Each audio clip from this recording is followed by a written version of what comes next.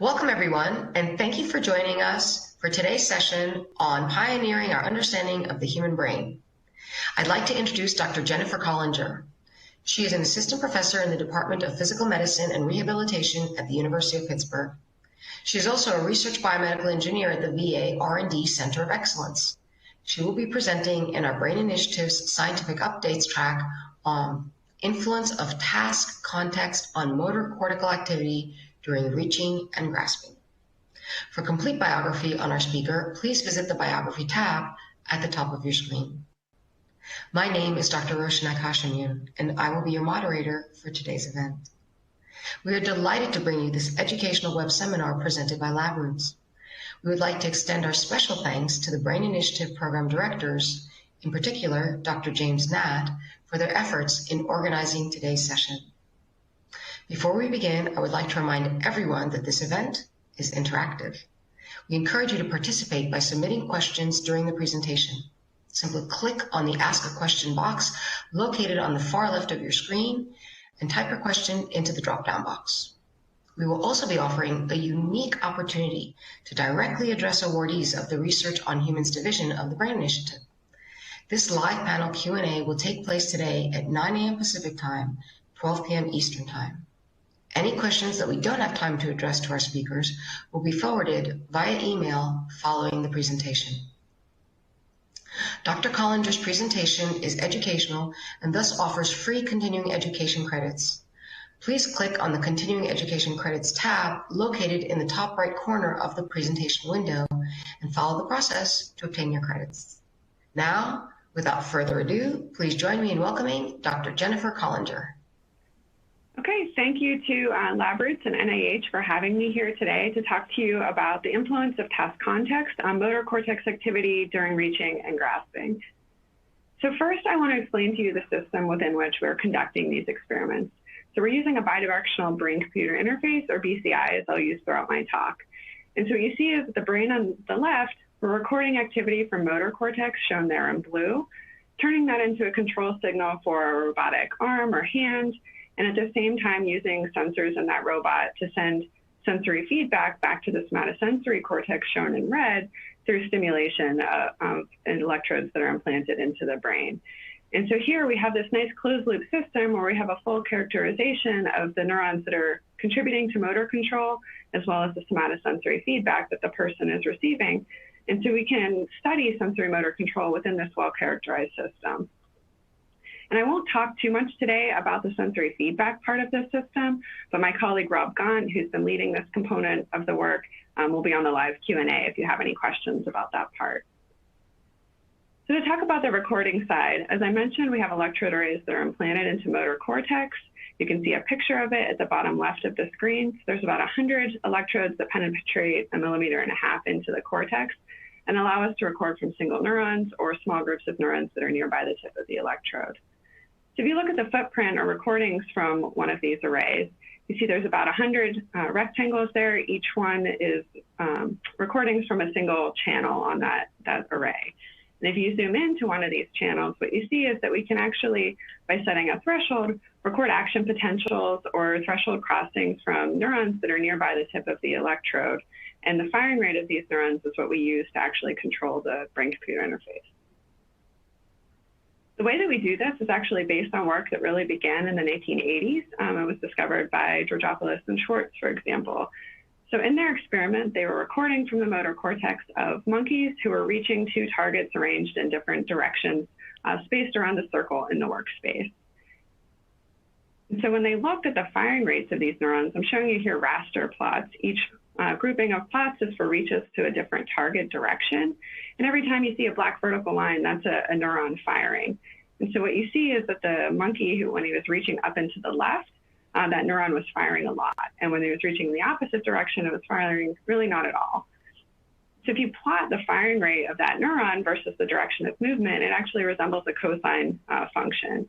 And so you can write a linear equation to explain the relationship between firing rate, S here, and the movement velocity in the X and Y direction. And so it's a pretty simple relationship to characterize the relationship between neural activity and movement. And what we've done within our human BCI studies is really to scale this up to include additional dimensions. So the equation that we often use to explain movement kinematics is shown here, where the firing rate of a neuron is assumed to be explained by translation velocity, shown here as Vx, Vy, and Vz, the orientation velocity in an extrinsic space, so the theta x, theta y, theta z, and then we also use grasp aperture velocity. So in this case, it's a 7-dimensional control signal. And when we combine recordings from neurons throughout motor cortex, we can actually use that to enable simultaneous and continuous control of all of the specified dimensions. So here, as I mentioned, 7-dimensional control. The way that we calibrate our system is different from what I just showed you, in that our participants typically have paralysis of their upper limbs, and so they can't perform overt movements. And so we rely on a virtual environment and have them attempt to do these different movements. So across the top, I'm showing you an example trial where the person is thinking about controlling that virtual robotic arm that you see at the left. They're given a target shown in red. They need to reach to that target, grasp it, and then carry it to the new location shown as a green plane in the workspace, and then release it when instructed. And so the way we do this is first by an observation phase, where the participant watches that task happening, being controlled by the computer, thinking about attempting to perform that movement, and we fit that initial model of firing rate to movement kinematics. Then we give the participant control over the virtual system and perform a closed loop refinement while we have some error clamping on in order to reduce error. And so once we have that, that's what they end up using for the rest of the test session to control the arm. We found that it was important to include virtual objects into our calibration paradigm in order for that to translate to successful control with a real robotic arm, and I'll talk a little bit about that a little bit later. We also found that it was important to randomly sample different movement combinations and behavioral states, so being able to reach without an object and also carry an object was important. And importantly, even in our participants who have paralysis, just attempting to perform these movements with the virtual arm generates similar neural activity to what has been seen in able-bodied non-human primate participants during overt movements. And so that gives us a nice confidence that what we're actually using for motor control is really biomimetic and mimicking what is observed during overt movements. I'll be talking to you today about results from 2 study participants who have participated under an FDA investigational device exemption. The first was a 52-year-old woman at the time of device implant. She had spinocerebellar degeneration that resulted in motor paralysis, essentially from the neck down. She had 2 96-channel electrode arrays that were implanted into motor cortex. A device is shown right below on the left. And our second participant was a 28-year-old man at the time of implant. He had a C5, C6, Asia B incomplete spinal cord injury, so he did have some proximal arm function, was unable to move his hand with weakness in his wrist and elbow. And he had 2 88-channel arrays that were implanted into motor cortex and 2 32-channel arrays in somatosensory cortex. The device was such that there was a single external pedestal connector for each pair of recording arrays that went into motor cortex and stimulation arrays that went into somatosensory cortex. So first, I will summarize briefly some of the results from the intracortical microstimulation studies. This work was conducted initially by Charlene Flasher, a former graduate student in the lab. And so what I'm showing you on the left is a picture of a hand that we showed the participant as we stimulated individual electrodes in random orders.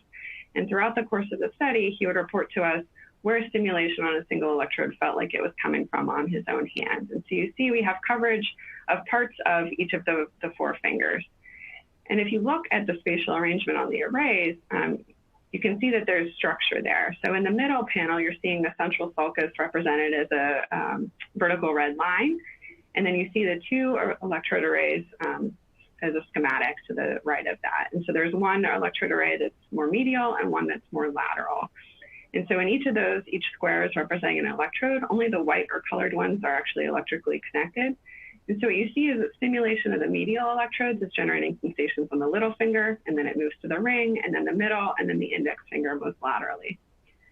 And so what we know is that in somatosensory cortex, there is a somatotopic representation that's very highly ordered in the normal intact brain.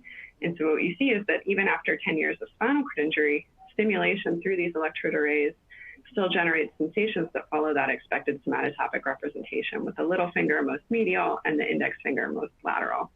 So again, this gives us confidence that this metasensory feedback that we're providing is in at least some sense biomimetic, in that the natural circuitry is still preserved after spinal cord injury. So I'm going to switch gears for the rest of the talk and talk mostly about the motor control side. So this work was initially done by John Downey, a former graduate student in the lab. And what he observed when our participant was using the brain-computer interface was that sometimes they would have difficulty interacting with objects. And so while they can move the arm around in space very well, once there was an object there, control tended to degrade. And so he designed a simple experiment where the goal was either to reach to that red object shown at the left picture, reach to that particular position, and then cued to grasp that object. Or the participant needed to reach to the same point in space and then grasp and close the hand, even though there was no object there. And so what you see on the bottom is just the results of performance when using the BCI, when we don't correct for this difference in context. And you see that the participants were much more successful when there was no object in the workspace than when the cylinder was there. And even when they were successful, the completion times were a little bit faster when the object was in the workspace.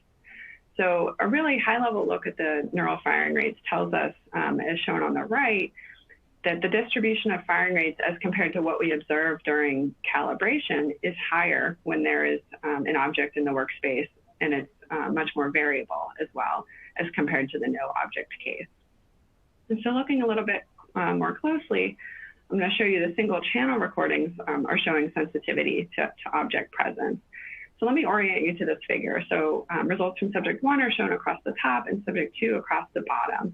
And the x-axis of each plot is showing the time relative to reaching the target. So this is actually during the reach phase, about a second and a half prior to contacting the object. The color is representing the firing rate of a particular channel. And so each row is showing the firing rate for a given channel on the electrode array. And so a red is representing an increase in firing rate as compared to what we saw during calibration, and blue is showing a decrease. And so the first column is showing you the firing rates as the participants are reaching toward an object. So you see that there are increases and decreases, which makes sense because we're moving always to the left. And so sometimes that's in line with the preferred direction, sometimes it's not. But you also start to see that there are some neurons that are firing a lot more towards the end of that reach. In the no object case, the distribution is fairly equal between units that are increasing or decreasing their firing rate. But the most interesting plot is on the right, where we take the difference of firing rates for a given electrode reaching to an object versus reaching in an empty workspace. And so we've sorted all of these plots by the magnitude of that difference at the end. And so you can see for both participants, about 2/3 of the population is showing a strong increase during that last 500 milliseconds of reach. It actually continues on to grasp, when there is an object in the workspace. So this is really interesting to us because even though the movement kinematics are essentially the same, just the presence of that object in the workspace is causing some contextual information to be represented into motor cortex. And so that's one of our main focuses of our NIH funding that we just started, is to really understand what is it about the task that is driving this change. So is it an expectation of sensory feedback that the participant is going to be getting at object contact? Is it a change in motor control scheme? So stiffening or making the arm less rigid as they're interacting with an object. And so we want to try to perturb particular aspects of the task to understand exactly what is causing this change in firing rate. So moving on to another experiment conducted by John Downey again, we wanted to move from just controlling kinematics of the arm into controlling kinetics. So could we see if there was grasp force information represented into motor cortex? So we started looking for this using implicit force representations. So when you pick up an object, such as those pictured here, a marshmallow, tomato, orange, or can of soup, you grab this with a consistent amount of force based on your previous experience with interacting with that object. And so we wanted to see if that information was present in the motor cortex of somebody with chronic spinal cord injury. So in this experiment, they were shown a picture of one of these 4 objects and then cued to grasp. And then they were supposed to think about attempting to grasp that object with an appropriate amount of force for 2.5 seconds before moving on to the next trial. As a control condition, we just showed them the picture of each of these objects, had them concentrate on it, but did not actually ask them to think about grasping it. And so on the bottom, what I'm showing you is our ability to classify which object he was attempting to grasp or viewing based on the recordings from motor cortex. And so in the perfect case, we would see 100% correct with dark black boxes along the diagonal. And what you see on the left is that when he's attempting to grasp, our prediction shown across the bottom, matches pretty well with the actual object that he was attempting to grasp, well above chance. And that when we did misclassify the object, it was always to an object of an adjacent implicit force level. So the marshmallow might have been confused with the tomato, but not ever the can of soup. Those are very different in terms of his implicit force representation. On the right, for the control condition, just observing these different objects didn't cause any sort of patterned activity in motor cortex that we were able to classify. So that was at chance level like we would have expected. In order to look a little bit more at how this is impacted by different contexts of movement, we essentially repeated our calibration paradigm where the participant was instructed to reach a virtual arm to a target in space, grasp it, and transport it to a new location. But they were told via audio cue to think about that red object as one of those 4 objects I showed you on the previous slide.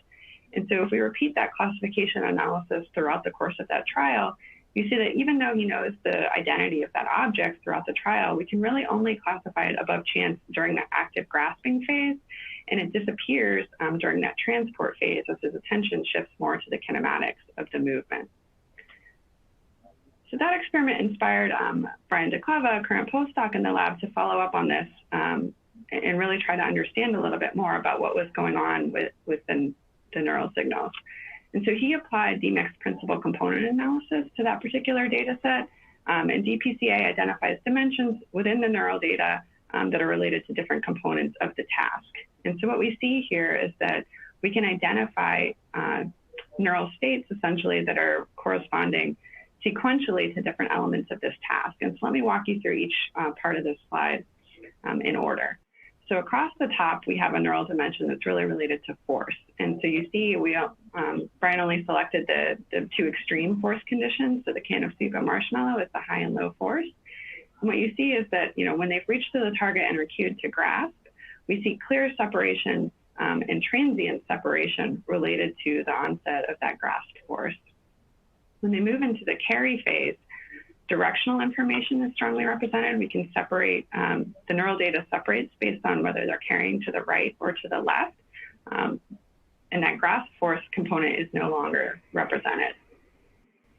There's also a transient component at release that is not separable based on the object that was being grasped, the implicit force representation, or the direction of carry. And so Brian wanted to see if this was consistent across a variety of different tasks. And I'll talk to you about 3 of them today.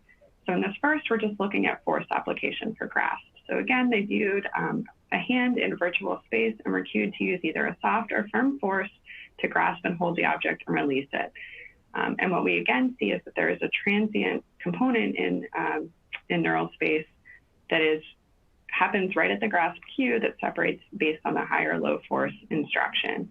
In this particular task, where they're explicitly instructed to maintain a particular force value, we do see that there is a separate component in the neural state space that is separable based on low or high force during that sustained hold period. And again, we see a transient release that is different from that initial transient onset of grasp closure and force. In the second task, it starts very similar, where they're cued to grasp an object with a soft or firm force, hold it and grasp, and then they're told to adjust. So if they had a high force, they need to switch to a low force. If they had a low force, they need to switch to a high force, and then they need to release. And so what was interesting here is that you see that transient component that happens at the initial grasp onset. So during grasp closure and initial object contact, again, shows a transient component even during the isometric change in force at the adjust cue. And as we might expect, we see that sustained force neural dimension that switches directions after the participant switches their intention of high or low force. And for both conditions, we see the transient release component at the end. And similar to that first experiment that I described, now we wanted to add a transport component to the task. And so Brian looked at the neural dimensions during a grasp and carry task. So the participant was instructed to grasp that green object with a particular force, low or high, carry it to a new location, and release. And similar to the previous two experiments, we again see this transient component that is independent from the sustained force component with a transient release signal again. So just to summarize, I hope that I've shown you that after chronic spinal cord injury, we see that the neural activity that we're recording during attempted movements is similar to that that's measured during overt movements. And similarly, microstimulation of somatosensory cortex can evoke somatotopically organized sensations that feel like they're coming from individual fingers, even 10 years after chronic spinal cord injury. So again, this gives us a nice closed loop, well-characterized system within which to study sensorimotor control. We have observed a lot of context dependence in terms of the neural activity. So first, we saw that object presence impacts motor cortical activity, even when the movement kinematics are the same. We also found that population level analyses can reveal that there are neural dimensions that are corresponding to these different task states that are sort of entered sequentially, and that they correspond to different conditions, such as the high and low force. And finally, the brain-computer interfaces that we're developing, already use and can benefit from an additional understanding of sort of natural sensorimotor control in intact brain. And we hope to continue to study this further. So I would like to acknowledge the large team of people that are working on this particular project, including the postdocs and students that I've mentioned throughout the talk. In particular, the faculty collaborators here at Pitt who've been working on the BCI study, Mike Boninger, Rob Gahn, and Elizabeth Tyler-Cabarra. A number of faculty collaborators both at Pitt, Carnegie Mellon, University of Chicago, and other places. And finally, I'd like to thank the study participants that we really could not do this work without. They're highly dedicated and spend a lot of time with us, really helping us accomplish our studies. And thank you to NIH and DARPA for funding this work. Thank you, Dr. Collinger, for that very informative presentation. Please remember to submit your questions for Dr. Collinger, who will answer them in the live panel Q&A taking place at 9 a.m. Pacific Time and 12 p.m. Eastern Time. This is a unique opportunity to directly address the awardees of the Research on Humans division of the Brain Initiative. We look forward to seeing you there. Coming up next, Dr. Samir Sheth will continue the scientific updates of the Brain Initiative with a presentation on mechanisms of rapid, flexible cognitive control in human prefrontal cortex.